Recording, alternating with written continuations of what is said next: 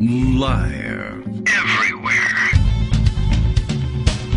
On netrootsradio.com.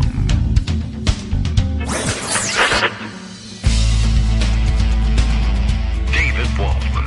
Kagro. In the morning. Now, here's David Waldman. Hey, good morning, everybody. How you doing? It's Tuesday, February 6th, 2024. Time for another show and all the things that go with it. Let's see. What are those things? This morning's news brings, did I read this correctly? Toby Keith has died. And I don't know, is that like a big thing in the world? Probably not in our world. He was a bit of a reactionary wackadoodle, as country singers go. And that's saying something. So, okay.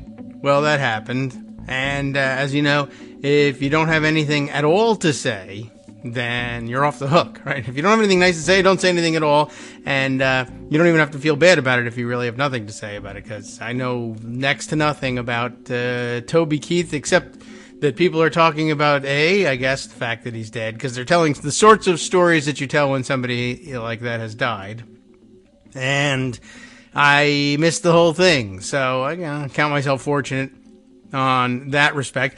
And another thing I guess I count myself fortunate in mostly having missed was, let's see, in the first of Justice's hints about the things that are on his mind is that, he says the pipe bomb lady, Murdery Trader Greene, I assume he means, is hanging out in the men's bathroom, which I was pretty sure was against their rules for the most part, and that you had to do something serious when you found out that somebody was. I heard this story. This one makes some sense to me.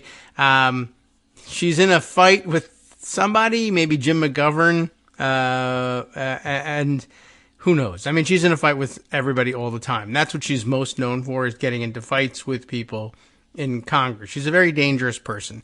However, she's, here's the story. Okay, he's provided me a link to the raw story retelling of the story. I remember seeing it via social media last night, but this is the sort of thing that I usually end up having to hand over to one of the in-house research assistants and say, find me a link for this, because I saw it last night and I said, and that was the end of it. Okay.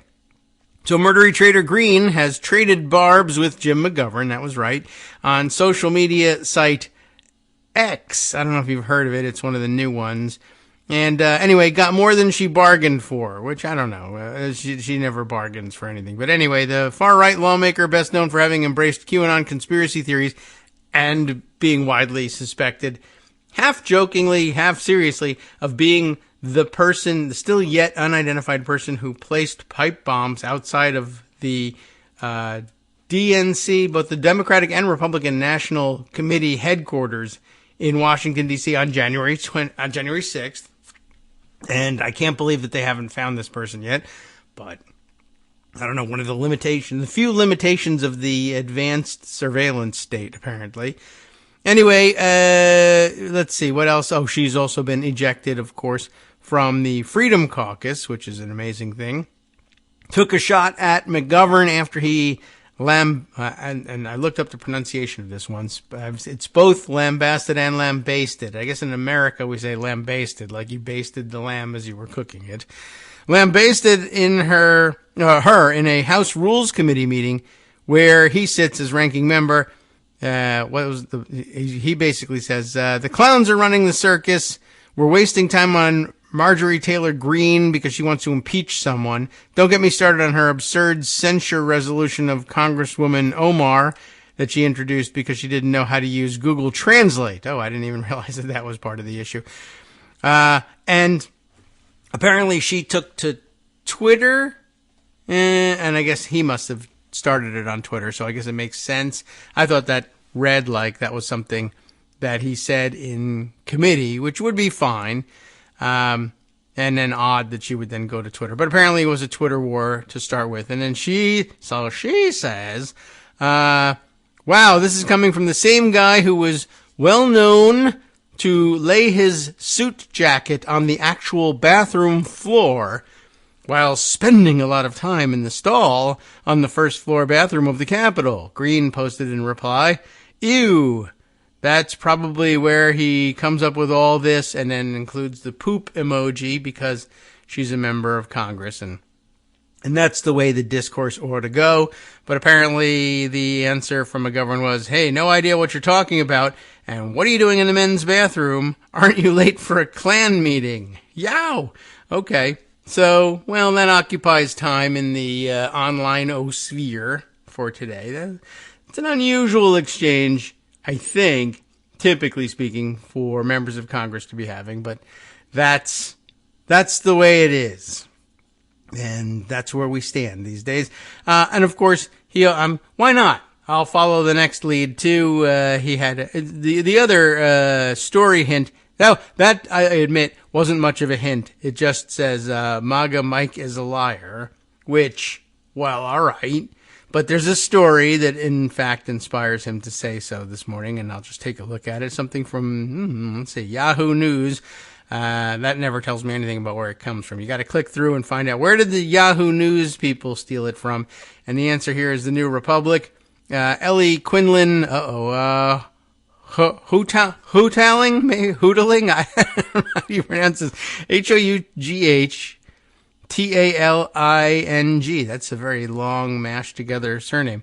Sorry about that, Ellie. But anyway, it seems, the more important thing, the headline says, it seems Mike Johnson may have lied just so he could kill the border deal. Well, that doesn't surprise anyone. And it does get us back around to one of the main topics of the day, I guess, the border deal. It was made. The Republicans were in on it. They want it to pass. Wink. 5 seconds pass. No, they don't. Okay.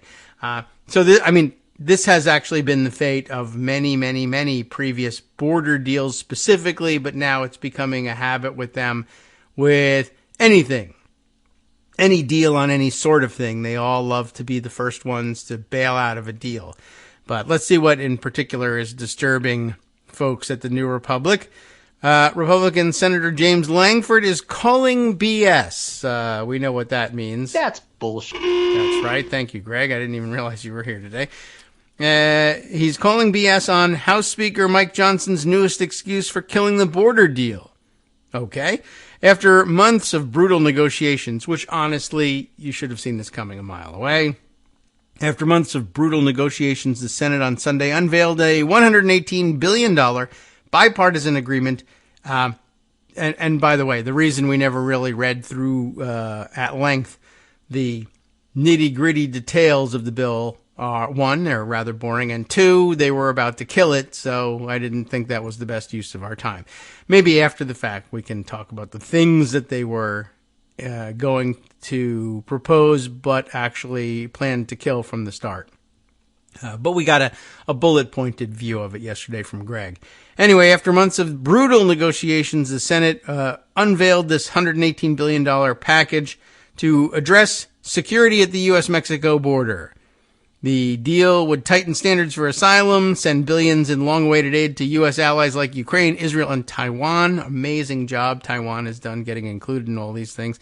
And would create a standard for shutting down the southern border if daily benchmarks for illegal crossings are reached. So, in other words, it does exactly what a lot of Republicans wanted, which is why, of course, they now have to go out there and kill it. Johnson, who declared the bill dead on arrival, seems keen to continue to drag out the ordeal this time, apparently because he felt uninvolved. Of course, he's been in the job for 15 minutes, so what do you want? Anyway, well, when they began to do the negotiation, I suggested immediately after taking the gavel, I suggested to the Senate leadership that the House should be involved, Johnson said on NBC's Meet the Press on Sunday. So what? We should be in the room. I wanted to send the chairman of our committees of jurisdiction to be a part of that negotiation, and they said, no, let the Senate take care of it. We'll send you something that's palatable.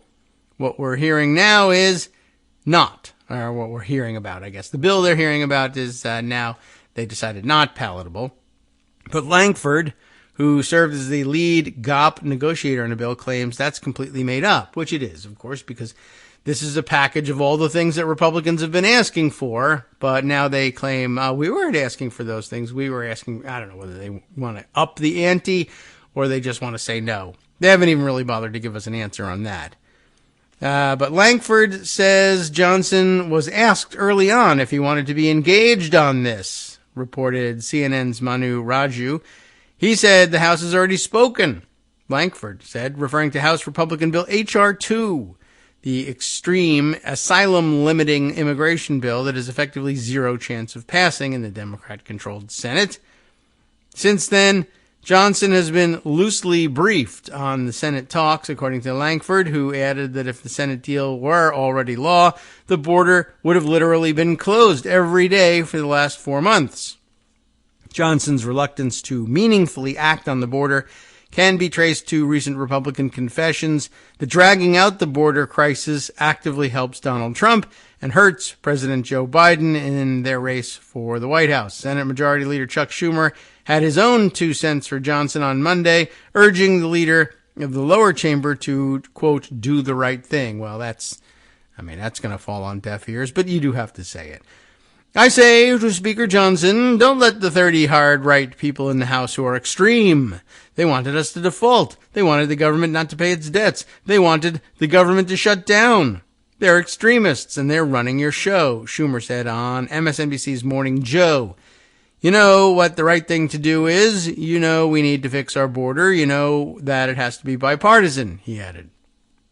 Schumer has promised to hold a procedural vote to advance the package on Wednesday. That'd be tomorrow. I assume we're talking about a motion to proceed. Is that our procedural vote? It's unclear whether the deal has the 60 votes it needs to pass, which, once again, no, it doesn't need 60 votes to pass. It needs 60 votes to get past the procedural votes in order to get to the vote to pass, but it amounts to much the same thing these days. A couple dozen Republican senators are expected to vote against the deal, according to Lankford, and several Democrats are expected to torpedo the package as well. If you believe, as I do, that we must secure the border now, doing nothing is not an option, Biden said on Sunday, throwing his weight behind the deal. Oh, well, so they won't be doing anything, I guess, about that. Let's see. Oh, by the way, up next in the Yahoo News rotation on this scroll here, Speaker Johnson says he has not been briefed on the Senate border talks. And that may be true, that there was no formal briefing, but also who cares? He doesn't know anything about what he's talking about. And it wouldn't matter if he did, because he'd be rejecting the deal anyway. So, all right. Well, anyway, now we're up to speed on what's occupying Justice's mind. And that's a good way to start, because we are often of like minds.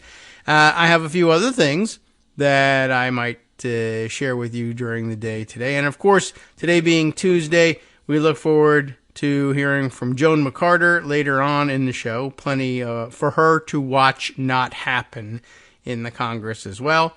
And it doesn't really matter workload-wise whether the Congress does a lot or does nothing. You either have to write about all the things that they're doing or all the things that they're supposed to be doing but aren't. So that's one of the unfortunate downsides of well, covering this crew. Anyway, here's something that she might dive into, actually not written by her, but a diary, popular diary over at Daily Kos from D'Artagnan, who is among the community contributors team there, and he offers this. Oh, I see I have got some mail waiting as well. I'll have to check into that. Oh, and I guess I better check into it now to see if any of them by any chance are from Joan, saying either don't talk about this or whatever. No such hints here. Durbin, this story says, Durbin still can't quit blue slips. So we better talk to Joan about that one. So the judiciary will continue to suffer. I am just grabbed by the headline. I don't know what the story is behind it and how serious the situation is, but I guess we can ask Joan about it, or maybe she'll be thinking about it when she comes in the door. President Joe Biden, it begins, has appointed, and as of January 31st, the Senate has confirmed 174 federal judges to fill the country's district courts and circuit courts of appeal, according to Ballotpedia. There are still about 60 current vacancies, and that's actually not a bad record. Donald Trump ended up with 234 appointments during the abominable 4 years that he occupied the Oval Office. Now the bad news, the vast majority of those confirmed judges hail from states with 2 Democratic senators, so their nominations didn't fall victim to the Senate blue slip tradition that dictates the process. Of course, a blue slip indicates consent to the nomination by the nominee's home state senators. In recent practice, it's led to Republican senators blocking many of Biden's judicial appointments in red states, regardless of the nominee's qualifications. Under current Senate custom, but not actual Senate rules, of course, without that blue slip, the nominees cannot be considered or voted on by the Judiciary Committee, resulting in their nominations and any subsequent vote by the full Senate being stalled indefinitely. Under the current Senate calendar, the number of Biden nominees likely to be approved under this regimen, barring retirements and other judicial openings, stands at approximately 189. After that, a few judges will still likely make their way to a vote, but only if Democrats and Republicans can agree on a path forward.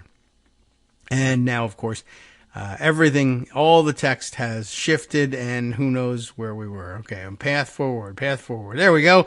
That typically requires that Republicans provide the coveted blue slip, usually in exchange for a more conservative nominee. They'll trade horses on things like that. It is realistically quite limited, given Republicans' track record during the last 3 years and the intense emphasis they place on appointing only like-minded judges. So unless the blue slip tradition is abrogated, Biden may see very few judges confirmed by the Senate beyond those 189 or so blue state nominees. And assuming he wins a second term, should Republicans gain control of the Senate in 2024 or thereafter, Biden's ability to get his chosen judges confirmed will almost completely evaporate. Perfect, right? Exactly what we want. There's a little bit more here. Shall we continue on? The Congressional Research Service is quite clear that the blue slip process is and has been a Senate tradition wholly outside the existing rules for judicial nominations. They're often in the Senate Judiciary Committee rules, but not in the Senate rules. Here, the CRS excerpt reads, since the use of blue slips is not codified or included in the committee's rules, sometimes not, I guess, okay. The chairman of the committee has the discretion to determine the extent to which a home state senator's negative or withheld blue slip stops a president's judicial nomination from receiving consideration by the committee, and consequently whether it reaches the Senate floor. In other words, the presiding chair of the Judiciary Committee can decide whether or not a blue slip is being withheld in bad faith and can act accordingly to advance a nomination for the committee's consideration. The current chair is Illinois Democrat Dick Durbin, who continues to stand by the tradition, as Courthouse News reported in January, pointing to Democrats' work to uphold the practice under the Trump administration and current cooperation on court nominees. Durbin said in an opening statement that the Senate's blue slip tradition can work as intended when we have bipartisan cooperation. Oh, well. The Illinois Democrat has thanked his Republican colleagues and President Biden for working in good faith on the latest slate of nominees, which included picks for court vacancies in Nebraska, Texas, Utah, and Wyoming, and urged other GOP lawmakers to follow suit. In our wholly polarized political environment, the existence of obvious bad faith by members of the minority party to justify discarding the blue slip tradition has now been supplanted by a more implicit threat, namely that if the tradition is dispensed with by one party, the other party will also abandon it whenever they resume control of the Senate. This underlying fear has kept the blue slip tradition alive. No, it hasn't, actually. At least for district court nominations, although Republicans already unilaterally got rid of the blue slip for the far more consequential circuit court nominations when they last held power in the Senate. Oh, I see. So only on the narrow grounds of district court nominations, I suppose they can say that the tradition survives. But the ideological polarization of the judiciary, as evidenced during the last 3 years, has also illustrated the complete bankruptcy of the blue slip process as applied to district court nominees. Put simply, it no longer fulfills the obligations and mission of an independent judiciary and instead results in the continued polarization of the nation along ideological lines. As Caleb Hayes Dietz, a member of the American Constitution Society, explained in Bloomberg law. Now excerpting Bloomberg law, abuse of the blue slip process also threatens to increase homogeneity within states while also heightening regional divides. If senators permit only presidents from their party to appoint judges, then ideological diversity will weaken over time. Such diversity improves decision-making. As Supreme Court Justice Benjamin Cardozo once said, out of the attrition of diverse minds, there is beaten something which has a constancy and uniformity and average value greater than its component elements. Way to speak to the people there, Ben. If the blue slip process produces only like-minded judges in a state, then the process Cardozo described cannot occur, and differences between states will produce divergent results for each region, potentially threatening the uniform application of federal law. That outcome of different judicial philosophies shaping different areas of the country is more than simply another blue state versus red state problem. It's a national one. Barring, without legitimate reason, the appointments of one executive to satisfy the ideological goal of one state's senators ultimately results in conservative justice being dispensed in one area and liberal justice dispensed in another. And we're certainly seeing that among the circuits already. This, of course, is already occurring. The clearest illustration is the blatant judge shopping in states like Texas, which is back in the news with this same guy, where conservative groups deliberately seek out conservative federal judges, such as District Judge Matthew Kacsmaryk of the Northern District of Texas, to fast-track their agenda to a receptive Fifth Circuit Court of Appeals. I believe that's just happened overnight with, in a decision, not quite so consequential, the decision. It's an early preliminary decision. Kacsmaryk, I guess, rejecting the motion by the DOJ to dismiss a lawsuit. Oh, but I forget what it's even aimed at. And it's, once again, something that would impose nationwide policy measures that Texas has no business deciding, I guess. If I scroll back, I'll find it very quickly. There it is. The news that Trump-appointed Judge Kacsmaryk of abortion pill case fame rejected the Biden administration's bid to dismiss a lawsuit seeking to block U.S. aid to the West Bank and Gaza that the plaintiffs say is unlawfully funding the Palestinian Authority. So we'll see, how that works out. But Kacsmaryk, so far, like I said, it's early days in this case. But I guess somebody's suing and says that aid to the Palestinian Authority is somehow unlawful. And Kacsmaryk is at least preventing the Biden administration's lawyers from getting the case dismissed outright, which means it drags out, and we all have to sit around and wait to see whether Kacsmaryk is bold enough to say, yes, I will impose a nationwide restraining order purporting to ban the President of the United States from conducting foreign policy because reasons, and let's send that to the Fifth Circuit Court or see how long it lasts anyway. All right, back to the story about Durbin and blue slips. That's where we started in all of this. The practical effect of this judicial polarization allows an electoral minority to impose its radical and reactionary views on the American public through a conservative conduit, in effect creating a judicial rubber stamp for right-wing policies Republicans are otherwise unable to achieve through legislative efforts. Remember when Republicans used to say legislating from the bench was such a terrible sin? Yeah, well. Anyway, retaining the blue slip simply exacerbates this polarization of the judiciary and, by extension, the entire country, while simultaneously straining judicial resources by preventing good judges from filling needed vacancies. That is the high-minded, objective argument for getting rid of the blue slip.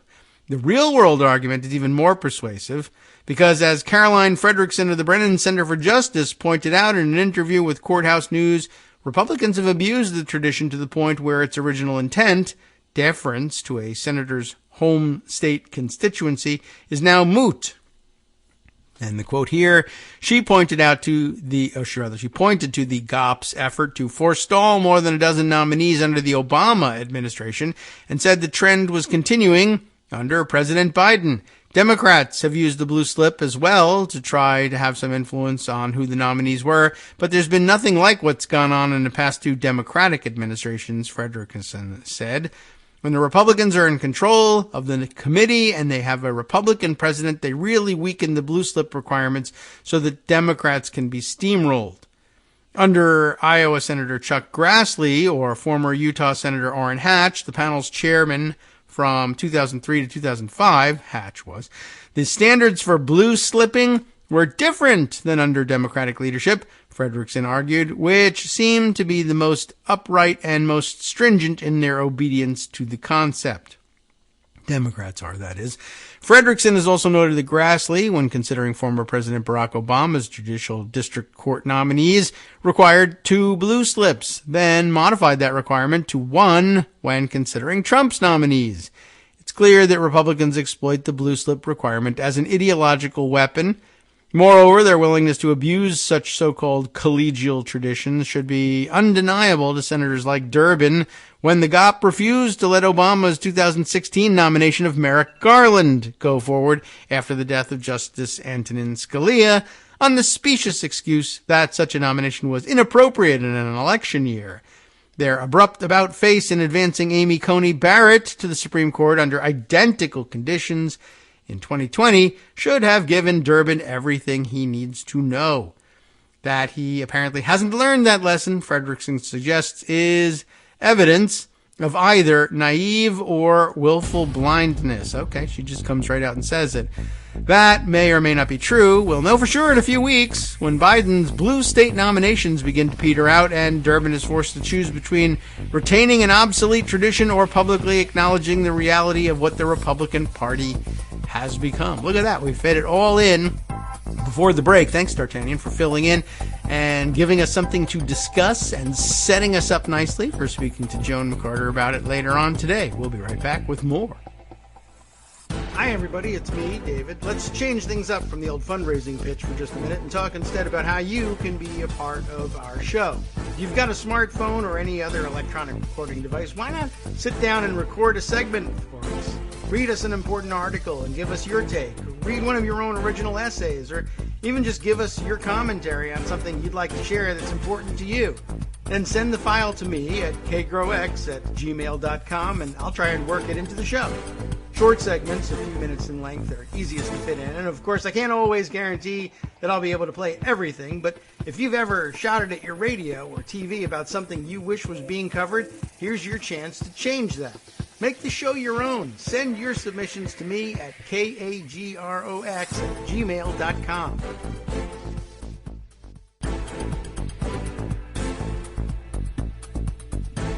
All right, welcome back now to the Kagro in the Morning Show here on Netroots Radio. A little noisy getting back into the break with the mute button on the microphone. Why you? All right, well, other things to follow up with. I kind of thought maybe I'd like to turn to some. What the hell was I going to do? Oh, yes, right. I wanted to look at the, I really did forget there for a second. To look at the story hinted at in the roundup of Durbin and the blue slips. I mentioned to you that Matthew Kaczmarek was now presiding over another case in which he could provide his judge shopping services, or, well, it's not the shopping services. He's the judging services that they shop for. What's the story on the case that he's weighed in on most recently? Reuters report tells us a little bit about that one. U.S. judge allows lawsuit challenging aid to West Bank and Gaza to proceed. Now, of course, not the time to get in the way of that sort of thing, but that's the sort of people Republicans are. They love the misery. So here we go. A federal judge in Texas. And which one was it? The one they go to with everything. A federal judge in Texas has rejected the Biden administration's bid to dismiss a lawsuit by a Republican congressman and 3 others seeking to block U.S. aid to the West Bank and Gaza that they say is unlawfully funding the Palestinian Authority. Okay, well, again, at the outset, I should say, this is not some final determination here that Kaczmarek has made. But, again, he weighs in and screws with American foreign policy just on the basis that he can. Here, there's not much happening. This is the lawsuit's filed, and all that really happened here is the Biden administration says, well, this is a stupid lawsuit, we should get rid of it. And Kaczmarek says, well, no, not at this stage. It may or may not be an indication of how he intends to rule on the case, but it was an early opportunity to be rid of it and to get back down to business. And he said, no, you're going to have to work at this for a while and prove your case. It doesn't decide the case substantively, but it does allow it to go forward. And we'll see whether the report tells us whether or how ridiculous this thing, allowing it to go forward might be. It may turn out to be something that should have been dismissed on its face, and he's bending over backwards to allow it to continue. Let's find out.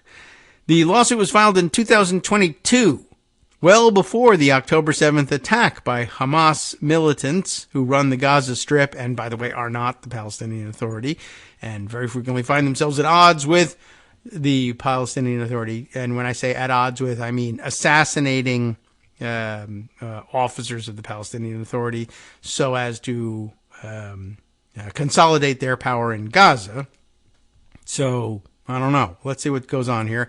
So again, the suit was filed well before the October 7th attack by Hamas militants who run the Gaza Strip into southern Israel precipitated the war and does not target funding that would benefit Hamas. Instead, it takes aim at funding the lawsuit, at funding that the lawsuit says could help the Palestinian Authority that exercises limited self-rule in some areas of the Israeli-occupied West Bank. And look at the hedging they have to give to that. But anyway, the U.S. Department of Justice has urged U.S. District Judge Matthew Kaczmarek in Amarillo to conclude that Representative Ronnie Jackson, drunken pill mill doofus Ronnie Jackson, Republican from Texas, and 3 other people who regularly visit Israel could not sue to challenge the foreign aid. It is I don't know about this other thing about 3 people who regularly visit Israel. So what?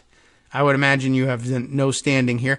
A member of Congress, despite the fact that it's crazy-ass Ronnie Jackson who's drunk and handing out pharmaceuticals with no record-keeping whatsoever.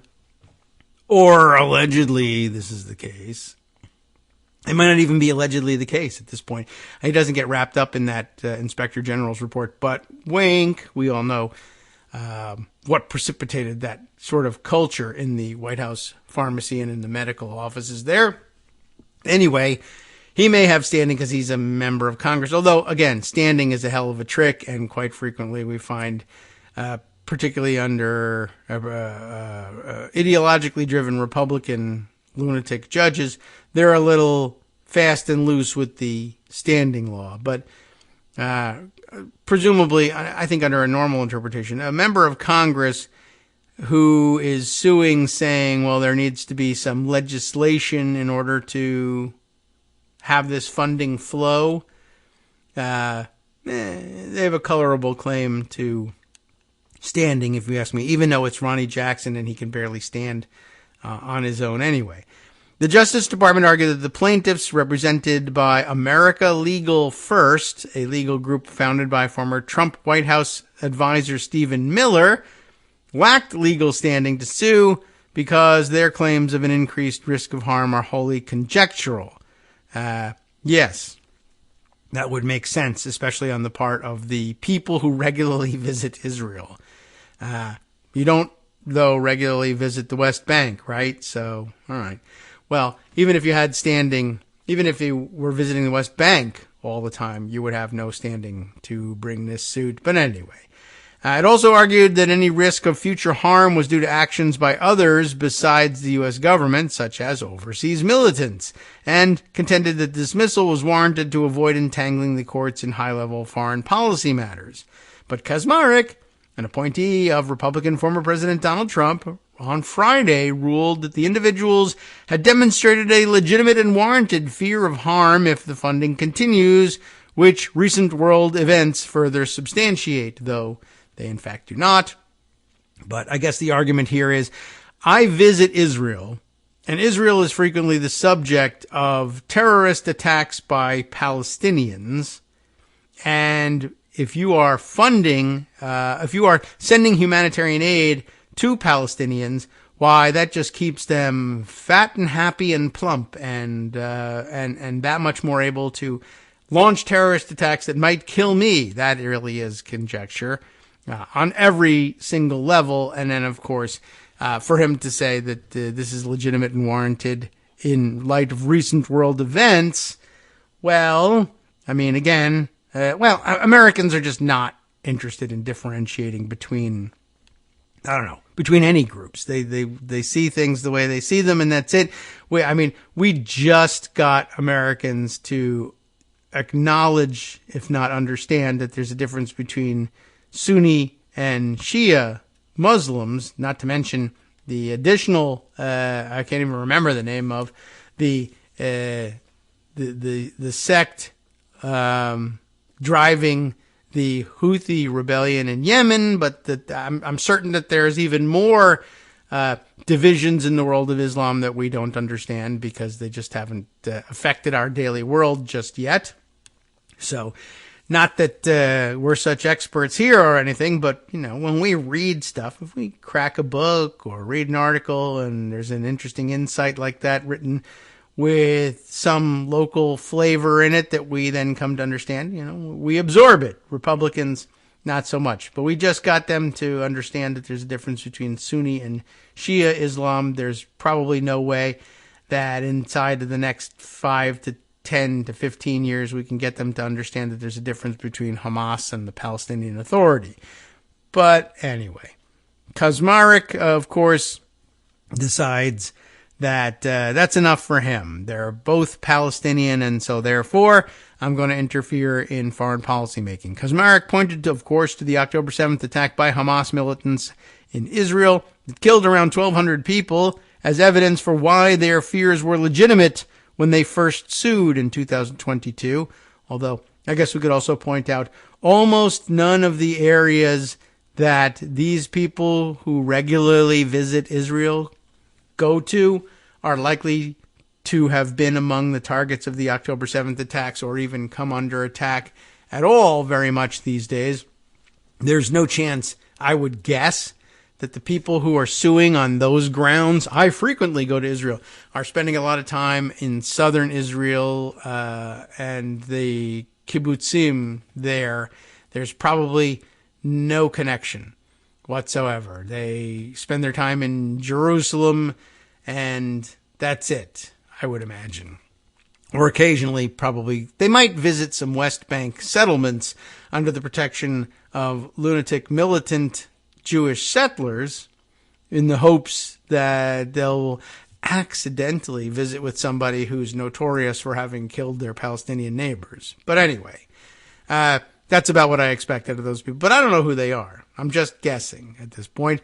Kaczmarek, again, pointed, of course, to October 7th in saying that this was justification. The ruling will allow the lawsuit to move forward to the next stage, and it could get dismissed or just beaten at any one of these future stages, but probably not under Kaczmarek's eye. Jackson, in a statement on Monday, said the decision puts us one step closer to holding the administration accountable for its illegal funding of terrorism, which it doesn't do, with American taxpayer dollars, which doesn't happen. By the way, just sort of curious, what is Ronnie Jackson's constituency?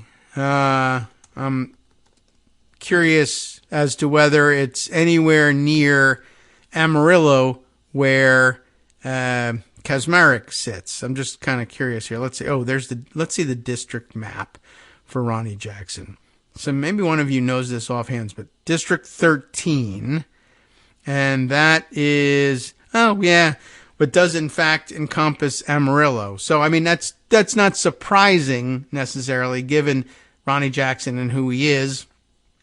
That doesn't surprise me that Kaczmarek might actually be sitting in his district because they're the same ideologically. But there you have it. But it actually stretches all the way from that northern panhandle area, Amarillo, down to, I don't know what the scale of this map is, but almost down to like the outskirts of Dallas. It's a weirdly drawn district. It's not the most crazy gerrymandered thing you've ever seen in your life, but it's weird that it reaches out there, I guess, to get enough Republicans. But anyway, just wondering whether he went to the local judge or whether they said, you're from a completely different part of Texas, but Texas anyway, so file in Amarillo and say that you're aggrieved. Also wouldn't be all that difficult to believe that somebody who was shopping around who's from a different part of Texas hooks up with Ronnie Jackson and says, I want you involved in my case so that we have some leg to stand on for asking for Kaczmarek to take jurisdiction of this case. Okay. Just sort of wondering about that. Let's continue on with the article. The Justice Department, of course, declined to comment because they're just going to litigate this rather than pretend it's being tried in the press. Kaczmarek, whose court is a favored venue for conservative litigants challenging government policies, gained national attention last year when he suspended approval of the abortion bill mifepristone. The U.S. Supreme Court has allowed the pill to remain on the market while appeals proceed. The lawsuit centers on the Taylor Force Act, which was named after a 28-year-old American military veteran who was fatally stabbed by a Palestinian while visiting Israel in 2017. His parents are among the plaintiffs. Oh, interesting. Still, I don't think it gives them any particular standing, but that's an interesting twist on things. Congress enacted the law in 2018 to stop the Palestinian Authority from paying stipends to family members of militants killed or imprisoned by Israeli authorities. The law bars the U.S. government from providing economic aid that would directly benefit the Palestinian Authority until it stops paying stipends. The Biden administration said the law does not bar so-called economic support funds for the West Bank and Gaza, but only restricted how money was spent. In the 2023 fiscal year, Congress provided $225 million for such aid, but the lawsuit alleges that the administration is unlawfully laundering U.S. taxpayer funds by providing aid to non-governmental organizations that directly benefit the Palestinian Authority in violation of the law. It's an interesting argument, to say the least, and it's not particularly indicative of anything to decide, all right, well, the suit can go forward. There won't be an early stage dismissal of the lawsuit. Doesn't necessarily tell us much, but the rest of Kaczmarek's record probably is a better predictor of where this is going than anything else. Speaking of developments in court, let me share with you Kyle Cheney's latest, I think, or at least yesterday's entry from Politico. Judge Tanya Chutkan making some decisions on the scheduling of Trump's January 6th trial. Chutkan contemplates Trump trial extending deep into 2024 as the case remains in limbo. The subheader reads, it was the judge's first acknowledgement that Trump's federal trial could extend into the general election. Kyle Cheney, again, the reporter here. The judge presiding over Trump's Washington, D.C. criminal case acknowledged on Monday that the former president's trial could extend deep into 2024, though significant uncertainty continues to cloud the timeline. U.S. District Judge Tanya Chutkan told attorneys in another criminal case, different one, that she intended to be out of the country in early August unless Trump's trial is underway. So sort of a backhanded reference to the scheduling. She wasn't her addressing the question directly. I hope not to be in the country on August 5th. That is to say, I guess she was hoping to take a vacation and the vacation plans take her abroad. Not that I can't wait to get out of this country, and I hope that on August 5th I won't be here. And, of course, that'll probably be in the Republican fundraising emails in 5 seconds. Anyway, that's what Chutkan said in a sparsely attended conference for another criminal case. And why would it be widely attended? It wouldn't be, except by people who were there hoping to pick up a tip like this one. But let's see. This was another criminal case, but it was a January 6th case. So there's good reason to believe there would be a few reporters on hand for that one. This criminal case was, after all, it says here, one of the more than 1,200 stemming from the January 6th attack on the Capitol. If she is stateside, Chutkan added, that will be because I'm in trial on another matter that has not yet returned to my calendar. Wink. It's Trump. Chutkan's comment was a clear reference to Trump's case. Well, there's a good case for making it. It's saying that it's a clear reference, which has been on hold since December, as a federal appeals court considers whether Trump should be deemed immune from charges related to his conduct as president. And Kyle does a good job of including scare quotes for the word immune here.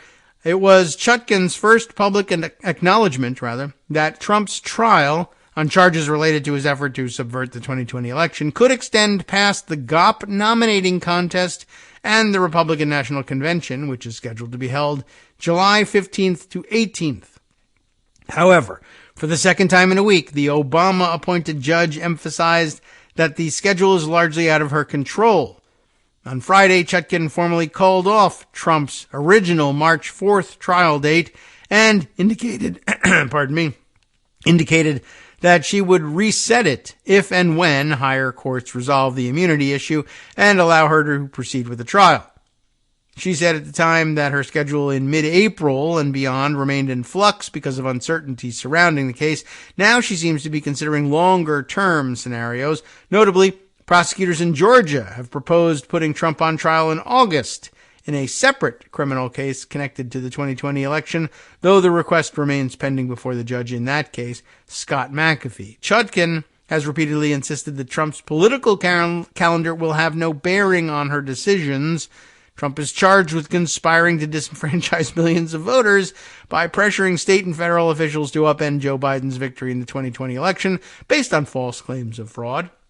And we might add, based on a batch of forged electoral college certificates. Thank you very much. She has described the matter as weighty and urgent, requiring a fair but speedy resolution, and she rejected Trump's call to schedule it for 2026. With Trump's March 4th trial date now canceled, Chutkan scheduled a separate January 6th related trial to begin that day. She has another January 6th related trial scheduled for April 2nd and a sentencing on April 10th. So now you know what's going on her calendar, and you can perhaps from that divine when we might see a trial begin and proceed for Trump on these things. All right, let's see. We got through a couple of these things. It looks like right now Pocket is still stuffed with Taylor Swift articles, which really, we weren't supposed to be paying attention to. And I think the excitement has died down, and we might as well wait for, are we going to abide by the rules where you supposedly can't say Super Bowl without, saying trademark or paying somebody something? I don't know what it is exactly, under what laws people are feeling like they need to avoid saying the name of the game that they play next. It's going to be next Sunday, right? For the NFL championship. But anyway, I guess that'll put it all back in the news. But in the meantime, I don't know. At this point, I think we can let the Taylor Swift story go at this point. Unless I find some fascinating nugget in my own reading off the air about these things, I probably won't bother you with it. Here's a story, though, that I didn't get to when I saw it, but then I saw that Justice was going to pay some attention to it on the West Coast Cookbook and Speakeasy one of the last couple of days. So maybe if you took my advice and tuned in for that episode, you already know this story, but I feel like it needs to be on the record for our story. I didn't get to read the story myself. I just saw that it happened and found it fascinating in its own right. Another Politico report, a Politico reprint, I guess, carrying the Associated Press's reporting on this subject from Oregon, where its high court had said that 10 Gops state senators who staged a long walkout can't run for re-election, which I thought was interesting and a little odd, and just interesting in light of all the 14th Amendment arguments going on, which, again, will be in front of the Supreme Court of the United States later this week.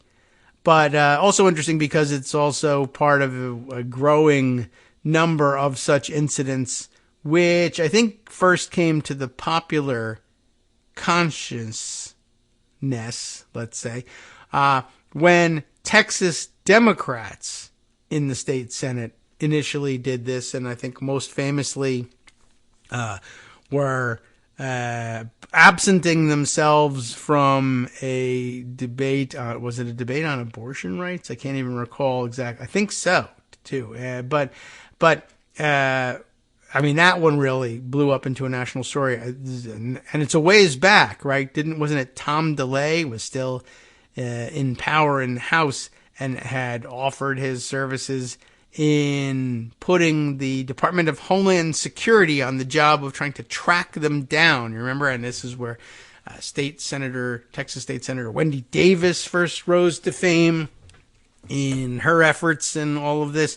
Anyway, it has since been copycatted by both parties, but very frequently by Republicans who, of course, condemned it when Democrats were doing it, but then said, what the hell, we'll do it too. And it's hard to blame them for that.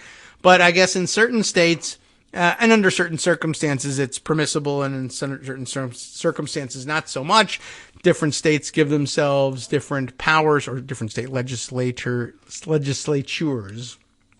give themselves different powers to enforce attendance. So it's not always a direct comparison between, say, Texas and Oregon, and what it means and what the reasonings what the reasons were for absenting themselves and how they did it could be different. But it's an interesting side-by-side comparison nonetheless, at least initially. But here's the deal. Oregon's High Court says that these 10 state senators, Republicans, who staged this walkout can't run for re-election. Why? Last year's boycott, says the subheader, lasted 6 weeks, the longest in state history, and paralyzed the legislative session, stalling hundreds of bills. Let's get right into it. The Oregon Supreme Court said Thursday, that would have been last week, and this is datelined, or dated rather, February 1st. So what was that? That was Thursday, right? So, all right, this was written at 12:35 p.m. So it must have been Thursday morning last week when the Oregon Supreme Court said that 10 Republican state senators who engaged in this record-long walkout last year to stall bills on abortion, transgender health care, and gun rights cannot run for re-election. The decision upholds the Secretary of State's decision to disqualify the senators from the ballot under a voter-approved measure aimed at stopping such boycotts. And that's maybe one of the big differences between what happened in Texas and what happened in Oregon. How come this didn't happen in Texas? They didn't block the state senators there from running for re-election. Well, did Texas have on the books a voter-approved measure aimed at stopping such boycotts? They may have one now. I don't know. But Oregon had one when they did this, and so they're looking to enforce it. The end. Measure 113, passed by voters in 2022, amended the state constitution to bar lawmakers from re-election if they have more than 10 unexcused absences. And they don't really have to be boycotting the session in order to do that.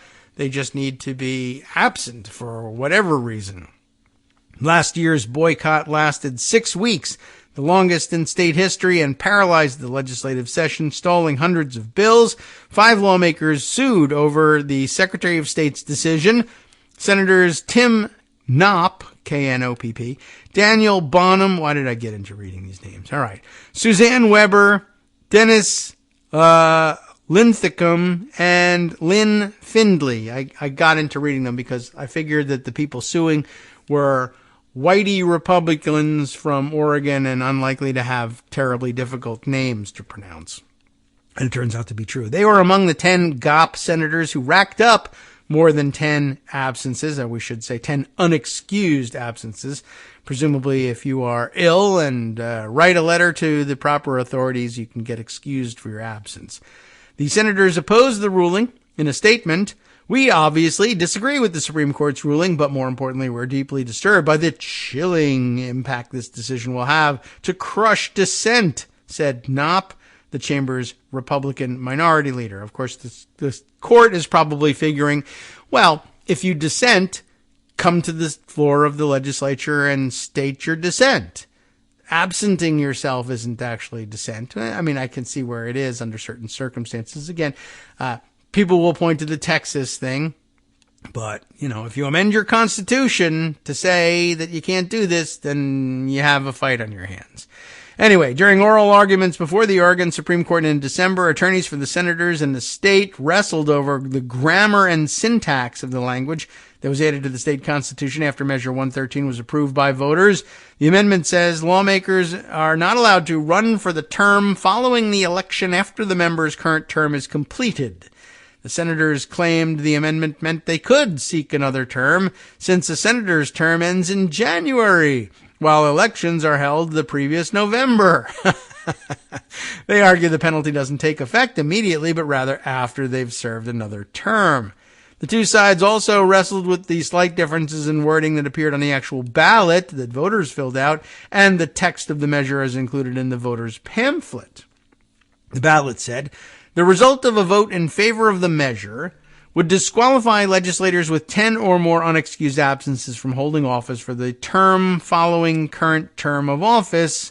It did not include the word election, as the text of the measure that appeared in the pamphlet did. What appeared in the pamphlet was ultimately added to the state constitution. The state argued that in casting a yes vote in support of the measure, voters intended that legislators with that many absences be barred from running after their current term is up. Yeah, probably what they meant, right? The senator's lawsuit was filed against the Secretary of State, LaVon Griffin Valade, perhaps? Oh my.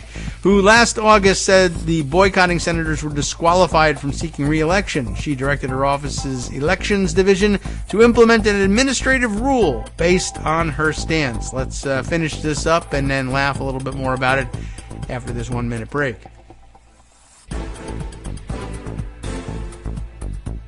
All right, welcome back now to the Kagro in the Morning Show here on Netroots Radio.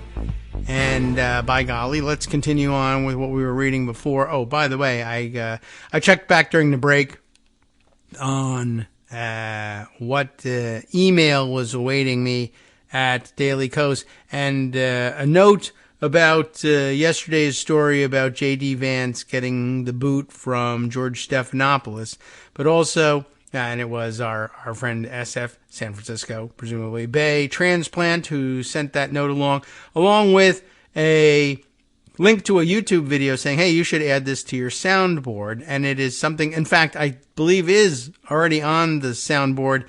It's Carol Kane in The Princess Bride screaming at Billy Crystal's Miracle Max, liar, like with this one.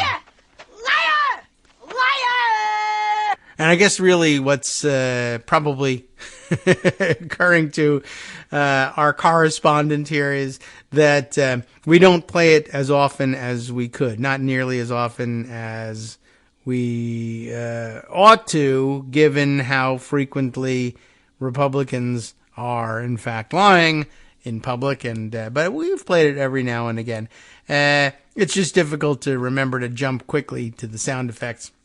You need a person dedicated full time to, if you really want to make extensive use of them. Plus, of course, you need like 15 other soundboards. But it's already here.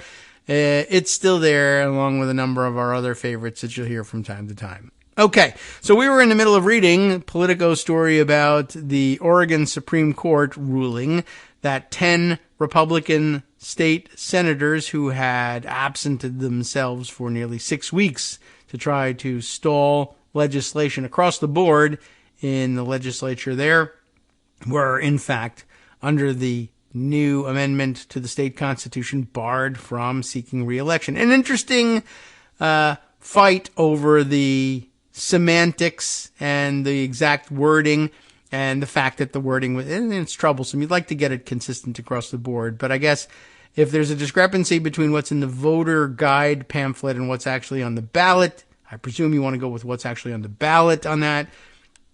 And interesting and creative lawyering, though, to say, well, if it says that you can be barred for running for re-election once you've completed the term that you're currently in, and the term that you're currently in ends in January, even though most people think of it ending sort of with the election. It doesn't. Yeah, technically I could see them saying, well, my term ends in January, so I can't run in the following election.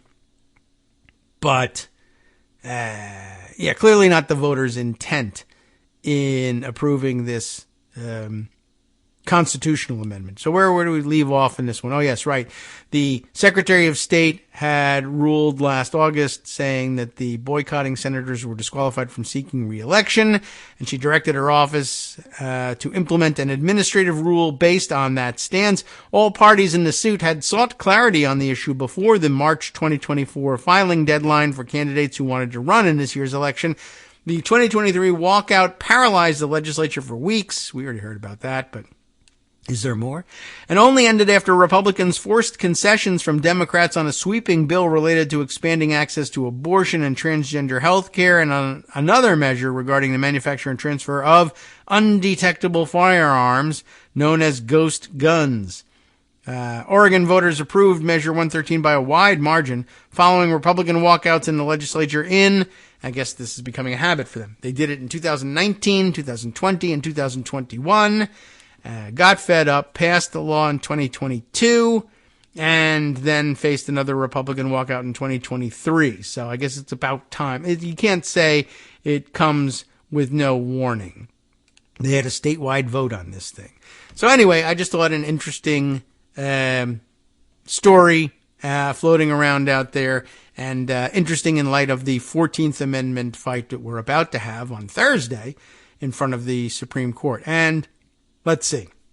There were definitely a number of stories about that, or commentaries on it, that I had intended to share over the past couple of weeks. But I don't know. Somehow, I guess I must have decided at some point that they all argued more or less the same thing, because they're not immediately presented here for our review in pocket for some reason, whereas so much else is readily available. But I guess let's see. Here is a Guardian piece about the one that the first of the historians' amicus briefs that Greg had mentioned.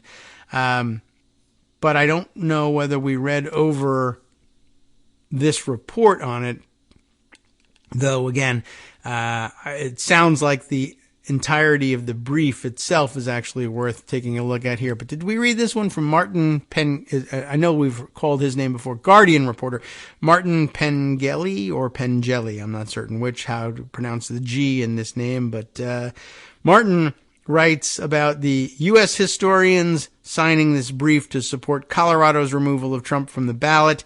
25 Civil War and Reconstruction scholars invoking the 14th Amendment to bar Trump from the ballot over January 6th. Let's at least take a look through this synopsis of their arguments put forward a week ago Sunday, January 28th.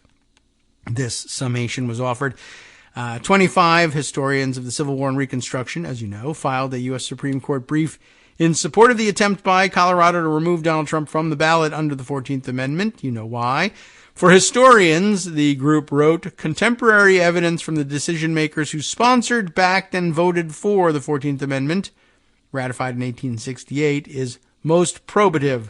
Analysis of this evidence demonstrates that the decision makers crafted Section 3 to cover the president and to create an enduring check on insurrection, requiring no additional action from Congress. That's the most important, perhaps, of these conclusions. Lawyers for Trump argue that the presidency is not an office, as described in the 14th Amendment, and I really do wish that the Colorado trial judge had given no consideration to that stupid argument. We understand why she did do that, and it was supposed to be strategic, but it lives on now as gospel for Trump and his crew. And now we have to dispense with it. I mean, it shouldn't be difficult to dispense with. And that was one of the reasons that I think the judge might have agreed to go along with it, was it doesn't seem that particularly hard to defeat. It was, in fact, a little bit embarrassing to have endorsed the idea in the first place. So, but, here we are. This argument will still be being made in front of the Supreme Court this week. Right. So, the lawyers for Trump are arguing not only that the presidency isn't an office under the 14th Amendment, but also that only congressional action can stop someone from running, and that Trump didn't incite an insurrection anyway. Trump was impeached in Congress for the second time for inciting an insurrection, so it's a little odd to claim that he didn't do it. The Capitol attack, of course, on January 6, 2021, an attempt to overturn defeat by Joe Biden, now linked to 9 deaths, more than 1,200 arrests, and hundreds of convictions. Impeached with the support of 10 House Republicans, but acquitted when only 7 Senate Republicans voted to convict, Trump now dominates his party and its presidential primary. 91 criminal charges, 17 for election subversion, civil trials, and ballot challenges notwithstanding. Maine has also sought to remove Trump from its ballot, a ruling delayed like that in Colorado while the Supreme Court considers the issue. Oral arguments set for February 8th. That's just 2 days from today. Amicus briefs allow interested parties to make relevant arguments. In case you were wondering, why are we having so many of these things? What are they? Earlier this month, nearly 180 Republicans joined in a brief in support of Trump. I don't think we spoke about that at all because it's pretty meaningless. But anyway, the 25 historians, among them James McPherson of Princeton, the preeminent Civil War scholar, pointed to 1860s congressional debate. And here, I think Greg did tell us about this one. This was widely quoted. And we should check on the pronunciation of it. I think it might be Senator Reverdy Johnson. Reverdy, do you suppose that's the pronunciation? He's from Maryland, or was anyway, a Democratic opponent of the 14th Amendment, and challenged sponsors as to why Section 3 omitted the president. And then there was the response from Republican Lot, or perhaps Lote. Do you think he said Lote, like Hebrew? No, probably not. Lot Merrill of Maine, replying, "Let me call the senator's attention to the words." Which words? The quote, "or hold any office, civil or military, under the United States." Johnson admitted his error. No other senator questioned whether Section 3 covered the president, 'cause it did. The historians also cited Andrew Johnson, in 1868, the first president impeached, referring to himself as chief executive officer. This is so familiar. Greg cited all of these things, but I don't know if it was from this Guardian report or not. I mean, it would be widely quoted, I'm sure, in any report about this amicus brief. But is there more that we didn't hear about? That's the real question. You're pointing out that Section 3 of the 14th Amendment is self-executing, and that no former Confederate instantly disqualified from holding office under Section 3 was disqualified by an act of Congress. The historians also noted that Jefferson Davis, the Confederate president, cited his own disqualification as a reason that an indictment for treason should be quashed.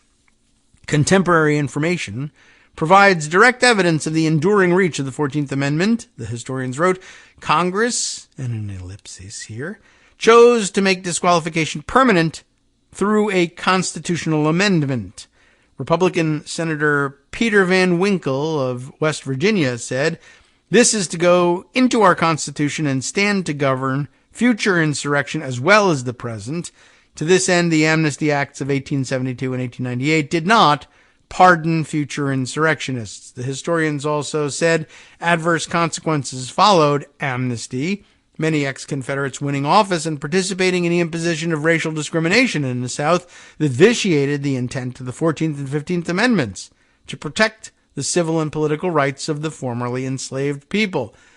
The historians concluded the court should take cognizance that Section 3 of the 14th Amendment covers the present, is forward-looking, and requires no additional acts of Congress for implementation. Some political and legal observers have suggested that Trump should be allowed to run regardless of the Constitution, because to bar him would be anti-democratic. I guess originally among them was E.J. Dionne, who now has changed his mind, we found out yesterday. In a forthcoming article for the New York Review of Books, seen by The Guardian, Sean Willans of Princeton, an eminent historian not part of the Supreme Court brief, calls such arguments risible. I believe we have the pronunciation of that correct. By their reasoning, Willans writes, Trump's misdeeds aside, enforcement of the 14th Amendment poses a greater threat to our wounded democracy than Trump's candidacy. In the name of defending democracy, they would speciously enable the man who did the wounding and now promises to do much more. Trump and allies, including Elise Stefanik of New York, a House Republican leader, have refused to commit to certifying the result should Trump lose in November. Willans continued, and maybe we should be reading that, whether motivated by fear of Trump's base, a perverted sense of democratic even-handedness, a reflexive hostility toward liberals, or something else, commentators who say that Trump should stay on the ballot, that's bracketed, betray a basic ignorance of the relevant history, no kidding, and thus a misconception of what the 14th Amendment actually means, and meant, and means. That history, meanwhile, has placed the conservative members of the Supreme Court in a very tight spot. Willans says justices who subscribe to originalism, the doctrine that, quote, purports to divine the original intentions of the framers by presenting tendentious renderings of the past as a kind of scripture, that's a hell of a quote, will, in the Colorado case, have to contend with evidence, as presented by the historian's brief, of what the framers of the 14th Amendment meant. Recently used to remove the right to abortion and gut voting rights, originalism now threatens, Willans says, to become a petard exploding in the majority's face. He also writes, the conservative majority of the Supreme Court and the historical legacy of Chief Justice Roberts' court have reached a point of no return. The law, no matter the diversions and claptrap of Trump's lawyers and the pundits, is crystal clear. On incontestable historical as well as originalist grounds, the conservatives face a choice between disqualifying Trump or shredding the foundation of their judicial methodology. Maybe they'll just do that.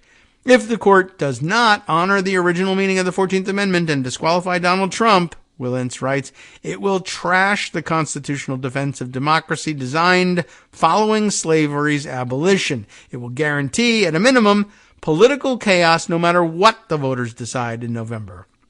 And it will quite possibly pave the way for a man who has vowed that he will, if necessary, rescind the Constitution in order to impose a dictatorship of revenge. And he couldn't possibly have made it any clearer. Not Willans, although he did a good job making it clear. But Donald Trump himself could not possibly be clearer about what it is that he intends to do, and allowing him to do it, well, that's just, what can I tell you? That's just foolish.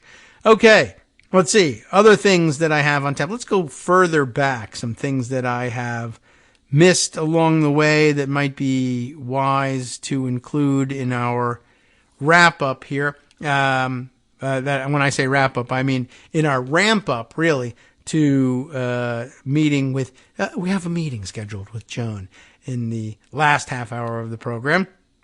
And I have some pretty good idea of where we'll be going at that point, of course.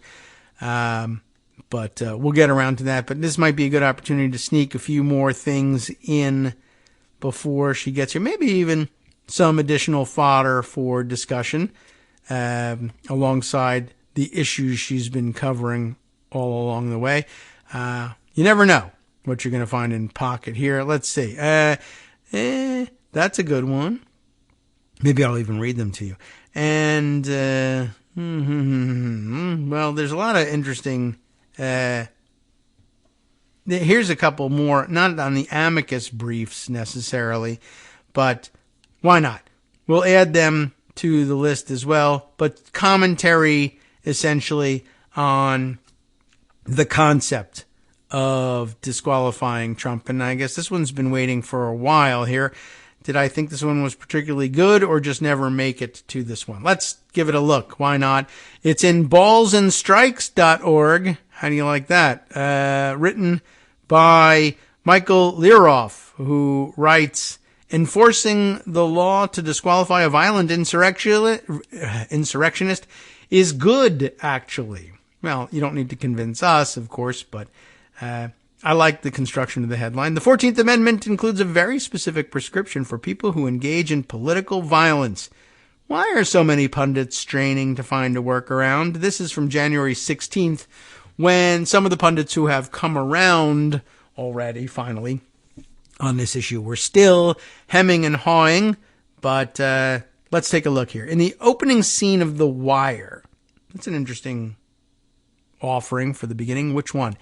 A distraught young man explains to a detective, it's been a long time since I've seen The Wire, but explains to a detective that his friend, and The Wire is The Wire, right? If you've seen it, you know what we're talking about. And of course, sometimes great points are made by contemporary fiction.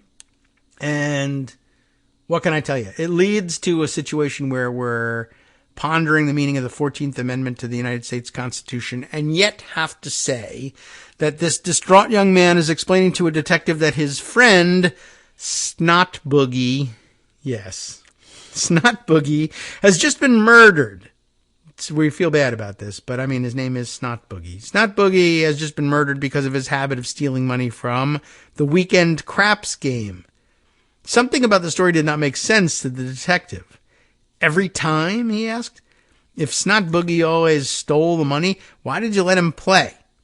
The young man replied, got to. This America, man. Okay, that's a hell of a statement. Now, the show played it for grim laughs, but 2 decades later, after officials in Colorado and Maine removed former President Donald Trump from their state primary ballots. What? Okay, yes, hold on. An issue the Supreme Court will consider later this year, now Thursday, they'll be doing that. The Snot Boogie theory has been gaining traction in academic circles, probably not under that name, and not just among stoned freshmen during late-night bull sessions. Sure, Trump may have suggested the 2012, 2016, and 2020 elections were all rigged, and may already be claiming that the 2024 election is rigged and threatening violence if he loses. And sure, the Constitution may say he is no longer eligible to be president as a consequence of his own actions, but the argument goes, the country must nonetheless reckon with him at the ballot box once again. Got to. This America, man.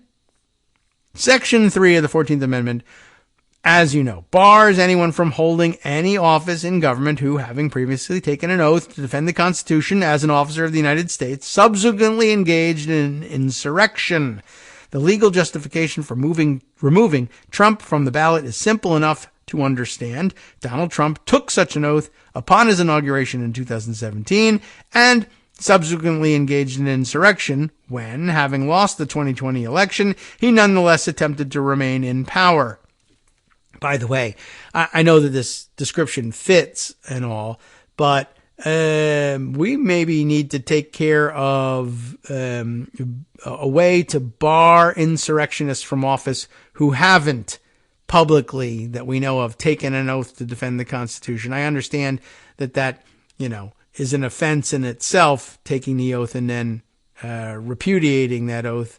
But there are plenty of people who didn't promise to uphold the Constitution, but who nonetheless really shouldn't be allowed anywhere near public office given what they did on January 6th and in connection with January 6th. But I'm not sure how I would draft that one. Anyway, Trump did take such an oath at inauguration. He pressured local officials later on in 2020 to find non-existent votes, manufactured fraudulent electoral college votes, and ultimately incited violence on January 6th in an effort to force lawmakers and his vice president to recognize the fake electoral votes that he had forged. That's amazing. That can never be overstated, and in fact is generally understated. Therefore, he is ineligible to become president a second time. Now, that is not to deny how fraught it is to remove a leading candidate from a ballot, but the Colorado courts treated the issue with appropriate weight. A state court held a 5-day trial, heard arguments from Trump and others, considered extensive evidence before determining that Trump engaged in insurrection. Last month, the Colorado Supreme Court affirmed. This is unsurprising, as up until a few months ago, it was such a non-controversial way to describe the riot that even Mitch McConnell called it a violent insurrection. The Colorado Supreme Court's analysis of Section 3 is likewise carefully reasoned, but in keeping with common sense. It found the text to be clear. Quote, "We generally turn to historical and other extrinsic evidence only when the text is ambiguous, which it is not here," the majority wrote. In Maine, the procedure was different, but the results were the same. There, the Secretary of State, Shenna Bellows, held a hearing and determined that Trump is not qualified to be president under the 14th Amendment, and as such, his representation of his eligibility on his candidate consent forms was false. Trump has appealed that ruling in state court. The legal counterarguments are not particularly persuasive. They include clumsy efforts at redefining insurrection into something completely unrecognizable, or claiming that the President of the United States is not an officer of the United States. But as the Colorado Supreme Court noted, the Constitution refers to the presidency as an office 25 times. In a recent law review article on the subject, Professors William Baud and Michael Stokes Paulson came to a fairly unambiguous conclusion about Trump's ineligibility. If the public record is accurate, the case is not even close, they write. All who are committed to the Constitution should take note and say so. The sharper critics of the Colorado and Maine decisions tend to bypass legal arguments altogether. Their move is to claim that Section 3 is not sufficiently clear to demand Trump's disqualification, and then offer a string of political justifications for keeping Trump on the ballot, while claiming any other approach is undemocratic. That is, the snot boogie theory of constitutional interpretation. For example, Samuel Moyn, a left-leaning professor at Yale Law School, wrote in the New York Times that disqualifying Trump would be the wrong way to show him the exits, because it could put democracy at more risk rather than less. Moyn also argued that it could make him more popular than ever.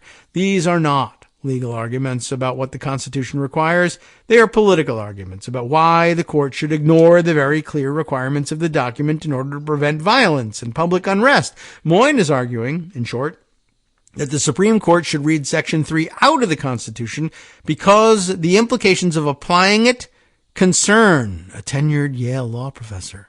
Ooh, look out for that. Eric Segal, or maybe Segal, I don't know, Segall, another left-leaning law professor, also believes Trump must remain on the ballot for largely the same political reasons as Moyn. In Jurist, he focuses on a clause of Section 3 that allows Congress to grant anyone an exemption from the insurrection ban by a 2/3 vote of both the House and the Senate. So Segal rightfully directs his arguments to Congress rather than the court, saying Democrats and Republicans should come together and pass a bill, to ensure that the man who tried to have his own vice president murdered gets another shot at the presidency. According to Segal, this strategy will be perceived by most Americans as strong and aggressive and will help Democrats keep the White House.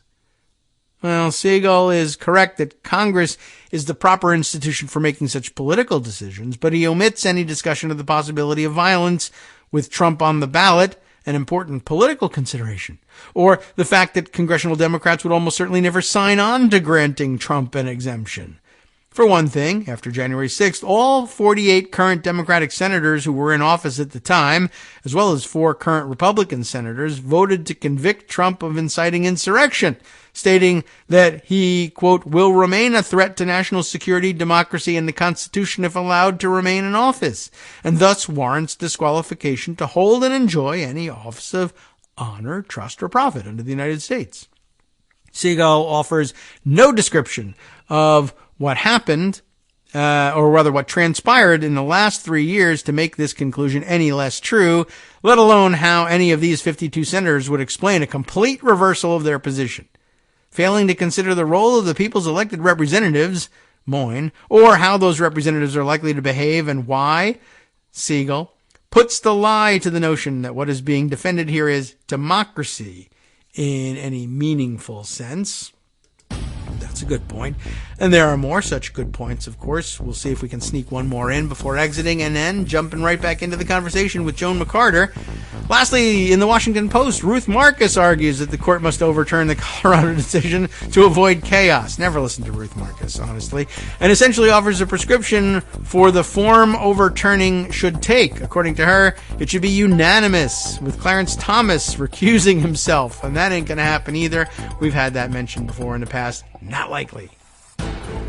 Hi everybody, it's me, David Waldman. Yes, the same guy who interrupts you all the time. Interrupting you one more time just to tell you again, another reminder that your contributions are what keep this show on the air, and patreon.com, patreon.com, is still among the easiest ways to make the sustaining subscription donations that keep us afloat.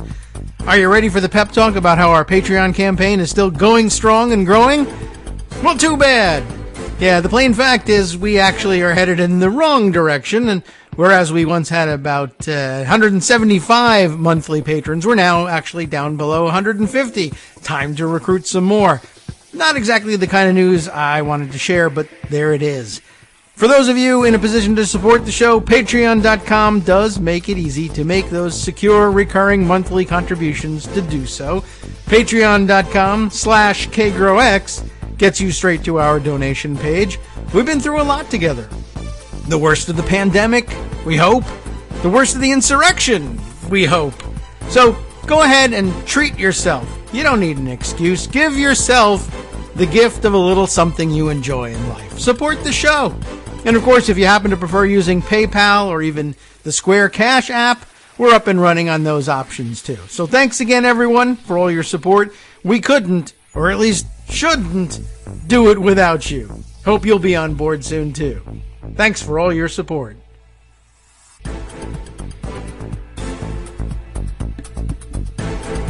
All right, welcome back now to the Kagro in the Morning Show here on Roots Radio. You know, we've got some extra time on our hands, and we can continue, if you like, with this interesting piece here from Michael Learoff, a lawyer, by the way, and co-host of the 5-4 podcast, 5 to 4, I guess, talking about Supreme Court matters that happen to be decided that way, though I'm sure he doesn't limit himself only to those close cases. But we got a little extra time to consider what he thinks of Ruth Marcus's piece there in back in January when he wrote this. Marcus argues again that the Colorado decision must be overturned to avoid chaos, and that it should be unanimous, and that Clarence Thomas should, do the right thing, which seems unlikely, to say the very least. But basically another hand-wringing article, and I think we actually did discuss one. I think maybe actually, Joan, you may have mentioned this. Good morning, Joan. How you doing? Just throw you right into the mix. Did you bring up Ruth Marcus's argument about the 14th Amendment at some point, or was that? I did not. No, okay. Well, I just imagined that you made a terrific argument about it. So, how about that? That can't be that far fetched. So, at any rate, yeah. And I'm unaware of what Ruth Marcus's argument was. That's okay, because quite honestly, you should never listen to Ruth Marcus. Honestly, if there's ever a close call that involves, well, we should do the right thing here and stand up for ourselves, but it could create a backlash, Ruth Marcus is always on the side of those who say, we should absolutely hide and not create the backlash. I've never seen her take a bold stance on anything and say, we should roll the dice on this. It's really worth it. It's, constantly. But anyway, I guess, and she may have changed her mind for all I know at this point, given that just yesterday I was reading E.J. Dionne writing his piece about, I changed my mind on the 14th Amendment. I was with all the hand-wringers for a while, and now I've read these historical, these amicus briefs from the historians, and it seems pretty clear. We do need to disqualify. But Ruth Marcus, I guess, back in the middle of last month, wrote in the Post that not only should in order to avoid chaos, SCOTUS should overturn the Colorado decision disqualifying Trump, and that they should do so unanimously, except that also Clarence Thomas should recuse himself when they do it. So, Okay. yeah. Well, all right. And there should also be free pizza for everybody for a day. And we all have a big party. You may have missed, we have slightly breaking news on that front. Oh, okay. Yes, I must have missed that. It's what's happening? The Federal Appeals Court has ruled that Trump does not have presidential immunity in the January 6th case. Okay. They finally, our last holdout judge has written her opinion and decided that we can all read it now. Is that what happened? I think that's what happened. Yeah, we were yes. waiting on one of the judges was taking her time about it. And there was some consideration that she might just be trying to delay things, but you can only do so much. All right, well, that's good. They've decided it. Have they decided? I guess we'll have to analyze the decision at some point, and maybe people still need to read it. It could be. Yes, I have not had time to read it. I've been working on something else. So perfect. Would you like to go on CNN Live and just say it? Because I think that's very often that happens. But it'll be interesting to see whether there is such a thing as presidential immunity, but this guy doesn't have it, or no, there's no such thing as presidential immunity in this case, and nobody has it, and including this guy, who also, by the way, isn't president. But we'll see how that works itself out. But naturally, Trump will say that doesn't count, or I'm going to appeal it to the Supreme Court anyway, and if they rule against me, that also doesn't count. And J.D. Vance will agree. Yes, and J.D. Vance will say that's absolutely fine. Right. We don't need this. There's this superfluous third article to the Constitution that is stupid, and we should get rid of it. Yes. Okay. By the way, how hard do you have to work at auditioning for VP? For Trump? Yeah, really.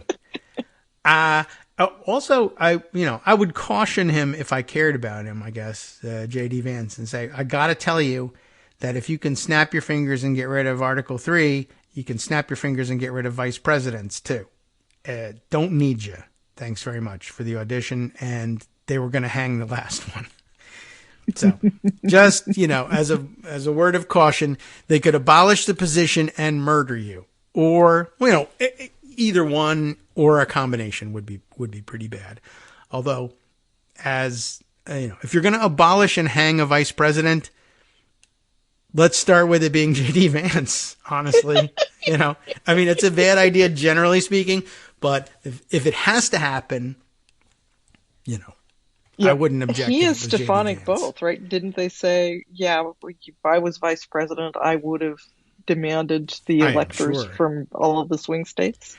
Probably Stefanik has likely said that, right? Said that. I'm pretty sure you're right. And he said it on the Sunday talk show She Trusts. She just muttered it on the streets, pushing, people out of the way. Elise is really in the running for this one, however she tries. As a Trump could say, to hell with the Constitution. I have 6 vice presidents. Why not? The whole committee, they're a cheering section. And despite the fact that the Constitution provides for only 1, I have 6. And it's a good idea since I might murder some of them along the way. So it's good to keep backups. And I don't want to disappoint anyone.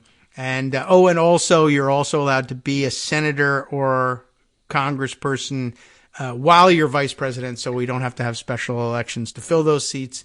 And also maybe there's no Congress. So yeah, it could be anything.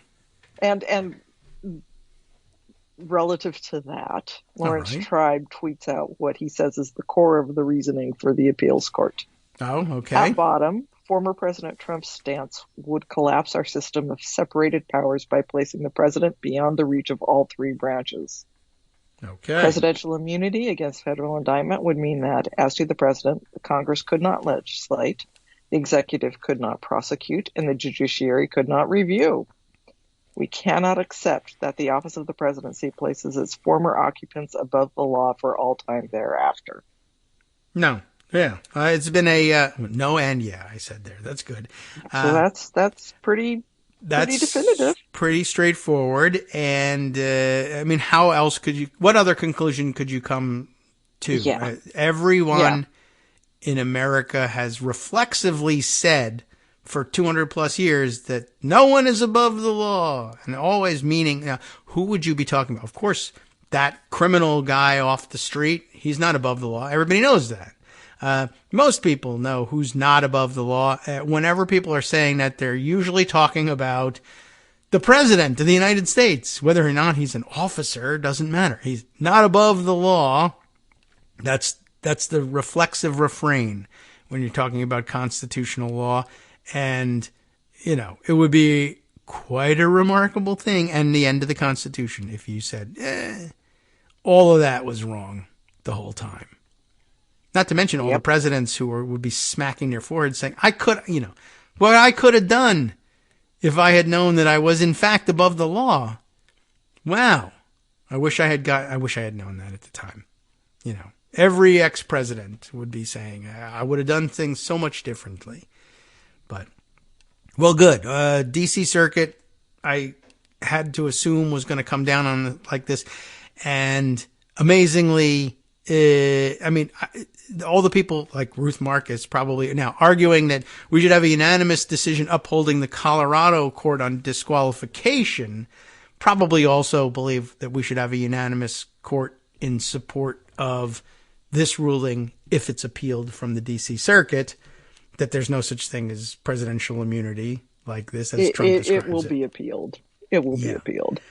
I am sure. They'll probably do it the slowest possible way and ask for an unbank rehearing. Though, was it a 3-0 decision, but with separate concurrences, or was it 2-1? I am not sure on that. I'll have to look. Yeah, we'll look it up. It's breaking now, so it's hard to know yet. It's going to be still 20 minutes before anybody even publishes something that says who voted which way, I imagine. But actually, I think it was out there. Let me.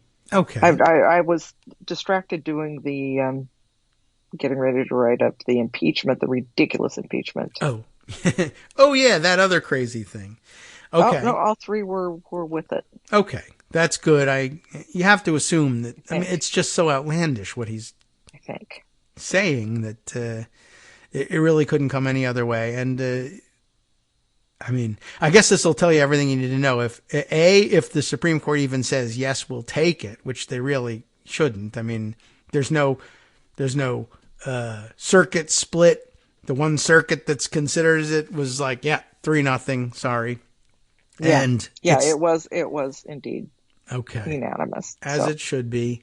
There would be no reason for the entire panel to want to rehear it. They will probably, but it'll take time for them to say nope. And then it'll take time for even the Supreme Court to say, no, there's no issue here. And if, of course, they go the other direction and say there is an issue, God help us. Imagine sitting here with a 5-4, even a 6-3. If it's anything but unanimous, we have Supreme Court justices to impeach. Speaking of impeachment, anybody who would ratify the idea that, the president is immune, not only as president, but probably later too, just as a civilian walking around in post-presidential life. Why not? Now, all right, so this is a disruption to the workflow of the day, but the rest of the workflow of the day, as you said, also touches on ridiculous points of constitutional law, like impeaching, in this case, the Department of Homeland Security Secretary, Mayorkas, unless they've invented another one overnight, which could have happened. Could have happened. But it didn't. I think that the outcome is probably clear, although there are two definite no's on doing so among the Republicans. Okay. McClintock, he's California, isn't he? And Kembuck, Colorado. Okay. Well, he's still hanging around. And potentially a third, Gallagher. Where is Gallagher from? He argued this morning in the meeting that, this could come back and bite us when we have Of course, that's always the. Yeah, that's usually Democrats say that. He's Wisconsin. Yes. Okay. But, all right, a Republican who believes it can come back. Again, it's a numbers game. Scalise is out. Okay. Rogers, who was in a car accident and missed the last couple of weeks, he's back, I guess. All right. I think there's going to be at least one Democrat out. So it's all, their margin would be they could afford to lose 3 today if everybody else is present and voting.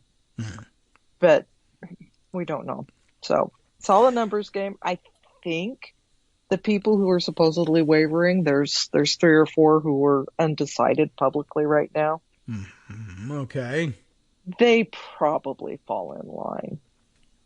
Probably. But one of us is Patrick McHenry, and he's just in a pissy mood in general. Yes. So maybe not. Who knows? Yeah, I mean, he makes the history books if he goes the other way, otherwise he's more or less, well, he gets an asterisk and a footnote. Like he was sort of speaker, temporarily acting speaker for a while. So he's already in. He doesn't need to get in another way, I guess. So you are right. You are right. Probably won't. He's also retiring. So that's the more likely. Yeah. I mean, I think it's a good pick for somebody who just declines to go along with something that it is destined for failure, and he probably sees that and doesn't want to necessarily be a part of it. But he was always a partisan jackass, and changing his tie didn't really do much to redeem him from that. He conducted himself more or less as an adult as acting speaker, except for the weird thing with the gavel. He was very energetic about that. But yeah, that's a good choice for another dissenter. It would be very interesting to see. I don't know how many impeachments have died at the House stage by 1 or 2 votes. That doesn't happen that frequently. Because usually, of course, you bring things forward that are overwhelming cases. And from a position of confidence, too, with a large majority. It's rare that this would happen for a number of reasons, and all of which would ordinarily indicate, no, you don't even go this route. But here we are, because Republicans. Yeah. Interesting that they are at once rejecting the harshest immigration bill in memory, and at the same time impeaching Mayorkas because he wasn't harsh enough on immigration. Right. Yeah. Well, it really embodies all of what they're doing now. It seems like it was a purely political thing here for them. Right along with negotiating a bill and then rejecting it.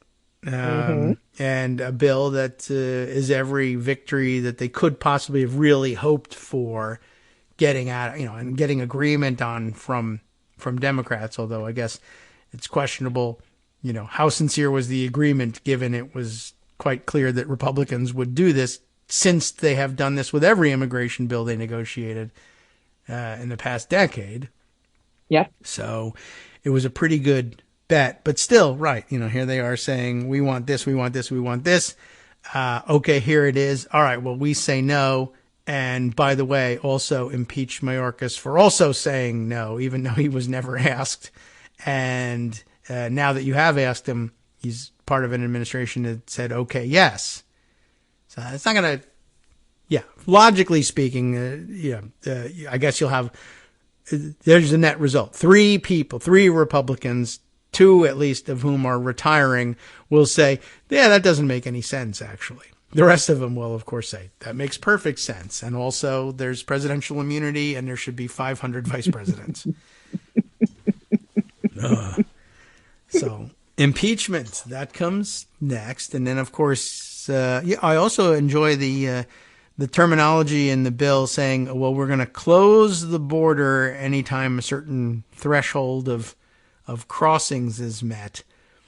And of course, if you use the terminology close the border and then you pass that bill, then you can't go and complain that there's open borders anymore. And that must have been more shocking to them than anything.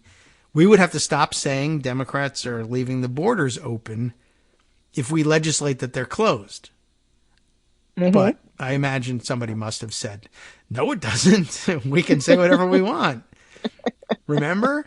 Oh, yeah. So maybe that's how they can save the bill that way, by saying you could lie and just say the borders are still open.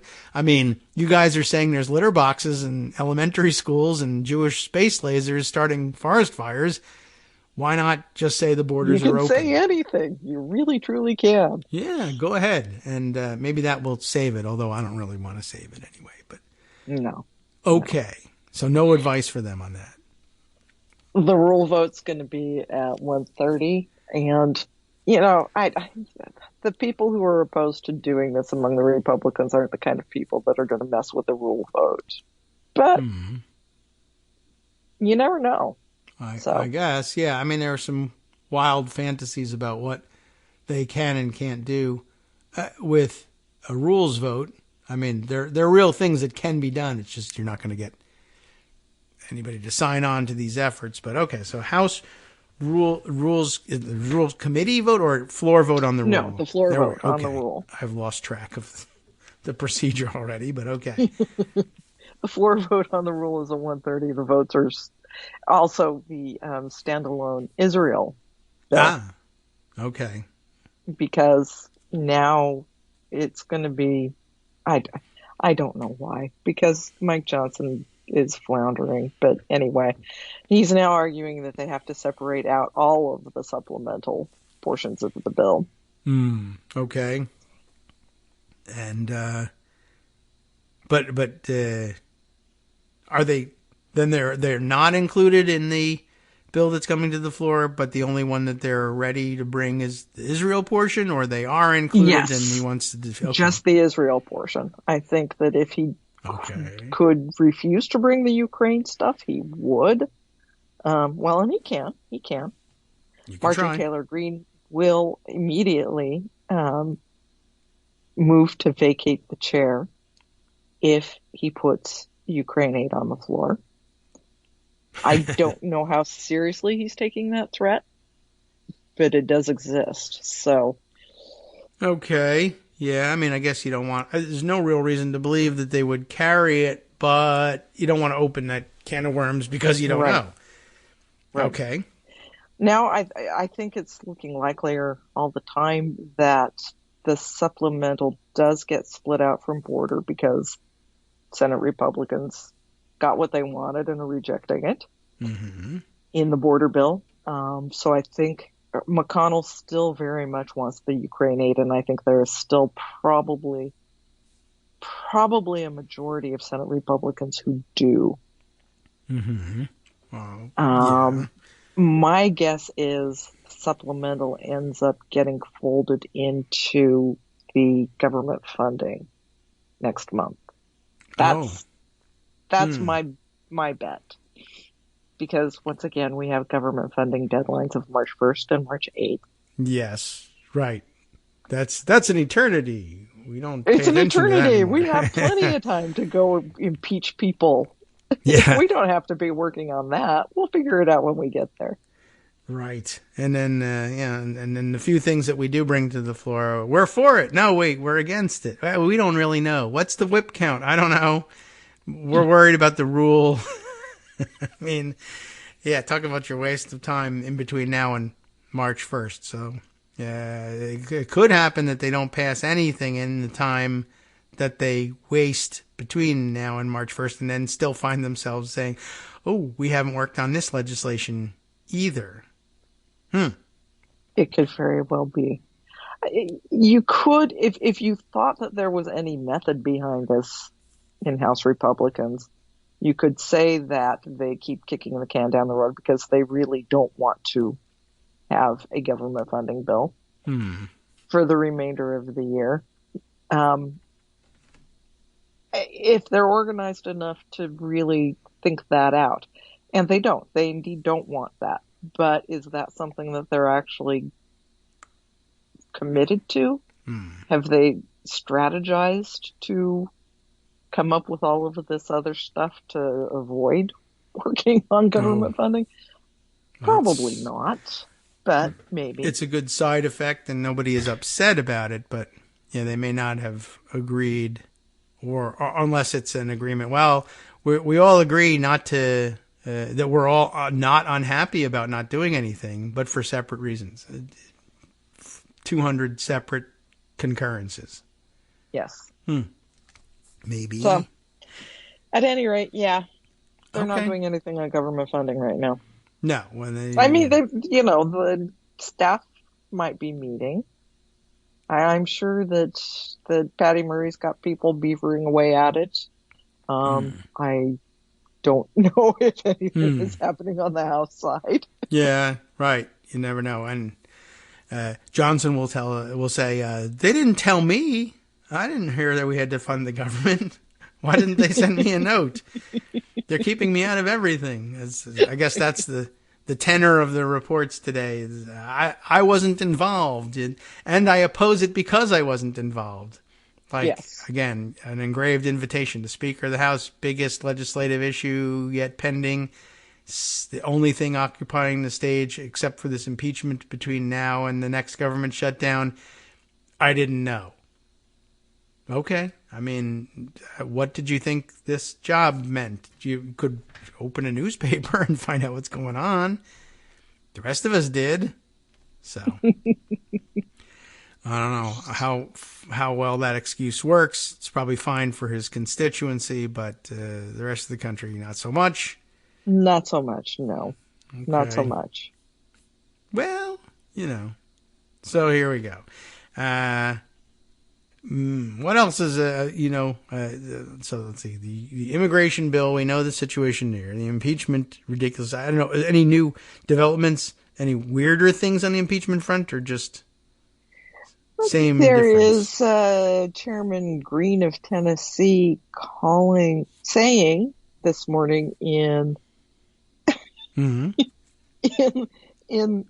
the meeting that they had where he was pushing it, saying this reptile has no balls to resign, like former President Richard Nixon did. Okay. I don't know that was necessarily a compelling argument for the people like Ken Buck or reptile Patrick McHenry. Yes. No. Okay. No, I imagine that probably didn't win any elder statesman votes, if you want to call it. No. I'm not thinking of elder statesmen in the House Republican. No, I don't know of any, but I mean, if there were any, they probably didn't like it. But yeah, okay. This reptile. All right, well, unusual, to say the least. They Colorful. Really... Yeah. That's color. That's true. I don't know. All right, so, what is our schedule on impeachment? The committee action was imminent last week, but where do we stand on it? I've been trying to ignore it, other than knowing that it's happening. The Biden impeachment. That was about the reptile comment. Okay. About Mayorkas. Yes. The Biden impeachment. I didn't even realize we were really doing that one. Okay, yeah. I'm sorry, I wasn't very clear on who's being impeached. Yes, well, that's true. It's an important distinction. I think that they're probably... Nobody really has, besides James Comer, who doesn't know what's going on in general. Yeah, all right, so nothing's really happening. Kind of the only one who is still pushing Biden impeachment. Okay. It's very much up in the air right now. They're not really making any strong movements toward it, although certainly you will see the maniacs push it more over the coming months. Yeah, I always assume that to be the case, but I think everybody but Comer knows that there's no there there. I think Comer would like there to be. I think he's delusional and thinks that there is where there isn't. Jim Jordan, I know, knows that there's nothing there, but that's not going to stop him. Oh, well, no, that never has. But I mean, I thought maybe the Mayorkas impeachment getting the attention. I don't know why I thought that would make Comer say, well, I can lay low for a while. And impeachment is happening, and it doesn't have to be mine, but, they're very selfish people. It's still bubbling away. Okay. On the back burner. So Mayorkas' action in the committee is done. But I don't even, has that even read? I have not even looked to see, all right, well, what's the floor situation for that? That's what I led with this earlier. I thought, oh my gosh, I thought we were talking about. Yeah, it's coming to the floor today. That's the 130 vote? Yeah, it's the Mayorkas impeachment. I'm sorry. Okay, me too. I mean, I was like, oh, well, that can't really be coming up that quickly. It must be I thought that was the immigration bill vote that they were going to do at 1:30. Oh, well, that's completely, well, never mind. I can't believe we're having this actually happen. I figured there's no chance. We were each having this conversation knowing exactly what we were talking about. Yeah, well, all we knew was, one unbelievable stupid-ass thing was happening or another, and it doesn't really matter which doomed, idiotic effort it was. That is very true. That's very true. Oh, my. Well, that's what they have Slack channels for, I guess. Well, we should do another show entirely, and you should come back tomorrow and explain. Okay, this is just really how crazy it is out there, I guess. Wow. The conversation could have gone in such a different direction, but I guess we'll have to have that conversation next week when we know what happens today. Maybe they're impeaching Biden next week. You never know. You never know. We'll be prepared for that next time. Okay, well, thank you, Joan. That's sorry to have wasted your time. All right, time to give up then and hand over the microphone to Justice Putnam. He probably knows what's actually going on. We appreciate it, Joan. That is incredible. I felt certain, thought it was a little soon to be voting on the immigration bill, but, maybe they had no amendments for it. Wow, we'll pick this up again tomorrow.